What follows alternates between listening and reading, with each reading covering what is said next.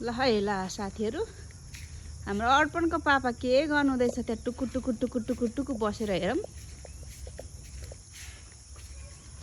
ल यहाँ सिधै जाऊँ। ल है ल कला हेर्नुहोस् है साथीहरू, कला सिक्दै गरेको कला हो।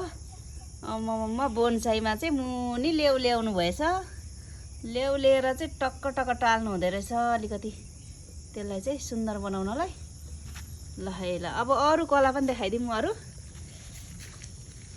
टावा धेरै पो रहेछ हौ साथीहरू, बिहानै छ नि त, त्यस कारणले गर्दा यो चाहिँ फाइकस हो।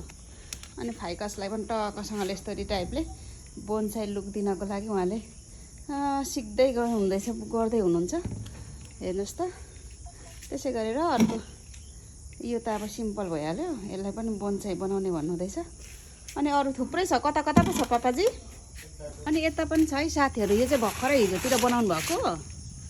खोइ त हौ देखिँदैन जस्तो अँधेरो भएर। अनि यस्तो गरेर चाहिँ यस्तो बङ्गाएर तारले यसलाई पनि यस्तो बनाउनु हुँदैछ। अनि नेक्स्ट वान पनि यता अर्को यहाँ चाहिँ फेरि छ है कपाल बाटेर। यी हेर्नुहोस् त, कपाल जस्तै बाटेर यहाँ माथि यस्तो बनाउनु हुँदैछ। अब यहाँ भोलि पर्सि अर्कै तिनतिर चाहिँ छोडिदिनु हुने अरे। यो फाइकस हो, फाइकसलाई चाहिँ जस्तो सेप दियो त्यस्तै हुन्छ नि त।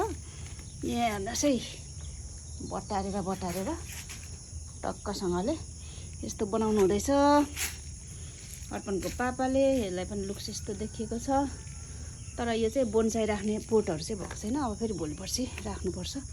यस्तो छ कपाल बाटेर, यहाँ चाहिँ तिनतिर अब भोलि पर्सि पार्नु हुने अरे।